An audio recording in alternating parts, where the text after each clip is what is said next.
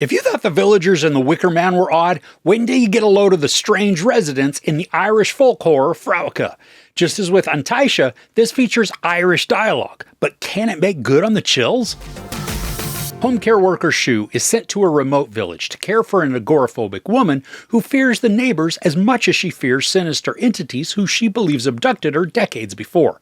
As the two develop a strangely deep connection, Shoo is consumed by the old woman's paranoia, rituals, and superstitions, eventually having to confront the horrors of her own past. Like many folklore-based horrors, this is very atmospheric, with a lot of the context for what we see having to be sussed out little by little as the story moves along. The story opens up in 1973 and then transitions to present day, where disturbing visuals and actions set the tone for what's to come. There's an oppressive and melancholic state to the film, odd looks from characters that could convey sadness, disappointment, anger, or simply confusion. The circumstances we meet Shoo in are dire and bleak, but we're not given much time with her before she's whisked away to a gig caring for an elderly woman who'd suffered a stroke. Now, Shoo isn't easy to warm up to, but neither is Peg, the lady that she's caring for. Peg is a strange one, though. She's easy to write off as nearing dementia because she's very superstitious and very particular about rituals, tokens, and omens. To most, she comes off as kooky, demanding people knock 3 times on a horseshoe before entering, and also believing that whatever is attempting to get inside her home is dissuaded by the smell of garbage or piss, both of which she employs in repulsing the supposed invaders. Now, the story is patiently told, watching Shoo and Peg dysfunctionally interact, all while Shoo is also dealing with a personal tragedy. Now, a lot of what we see is undefined, or at least only partially explained. A lot of the storytelling relies on vague references and the strange aura that surrounds the village and that effect that it also has on Peg. Now, I was enamored with the set designs. There's a tree out in Peg's yard that is filled with dangling items. Maybe they're meant to ward off ill-intentioned entities, but they definitely add a layer of creep and ick to the visuals. There are tools, strips of fabric, bones, and other odd items that are tied to branches with string so that they create a ghastly weeping willow sort of effect. There are also strange occurrences that appear to affect both Peg and Shoo, but for a lot of the story, we're unsure if these are just the result of a group psychosis brought upon by stress and grief, or if there's something sinister actually attempting to take hold. Now, Peg's home is also a treasure trove of things that just need to go. From locked doors that are surrounded by all sorts of talisman, to the overflowing waste bin full of rotting fish and rodents. The house is just cluttered and full of spaces where frightful things can lurk and hide. If it weren't the layer of the unknown freaky, I think the house would be an awesome place to explore, with the chances of finding hidden passageways very, very likely.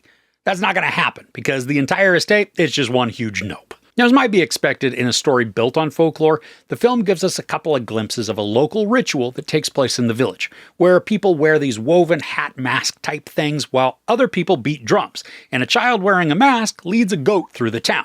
It definitely gives off vibes of the Wicker Man or Midsummer. Heck, even the lottery. This is creepy.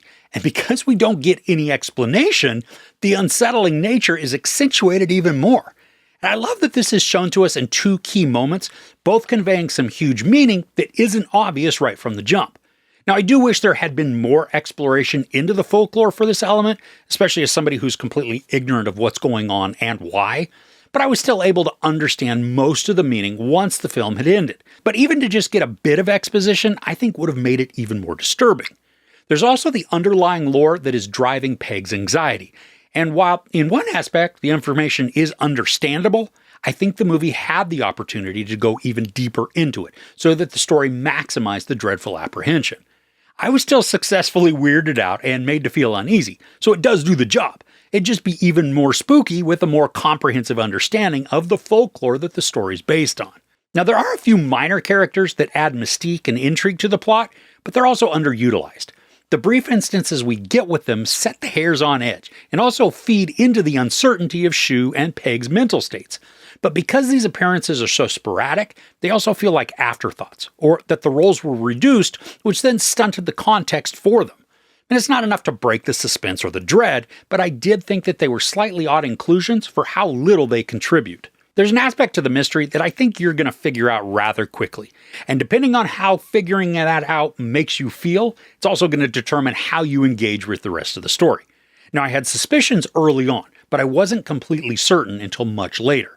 There were a couple of scenarios that were just dancing around in my brain. Each could be plausible given the lore and the horror aspect of the plot. So when we did get a lot of the answers, I wasn't disappointed in the story, and in fact, it enhanced the uneasiness, providing more meaning to what I had been watching rather than detracting from it. Now, as you watch this, when the credits begin, don't shut it off. There is a mid-credit scene that's very important. I mean, it's kind of strange that they placed it in the credits instead of just using it as the final closing sequence. Either way, though, it's an excellent cap to the arc, creating one more point of distress and dread. So overall, Frewaka is an atmospheric and haunting horror, effectively using Irish folklore to build a distressing narrative filled with creepy vibes.